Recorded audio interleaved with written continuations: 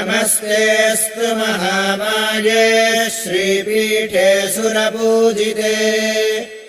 शङ्खचक्रगदाहस्ते महालक्ष्मी नमोऽस्तु ते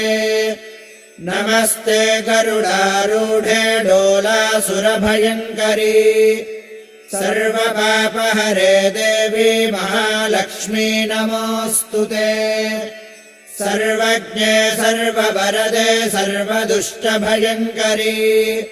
सर्वदुःखहरे देवी महालक्ष्मी नमोऽस्तु ते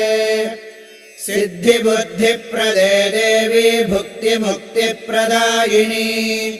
मन्त्रमूर्ते सदा देवी महालक्ष्मी नमोऽस्तु ते आद्यन्तरहिते देवी आदिशक्तिमहेश्वरी योगज्ञे योगसम्भूते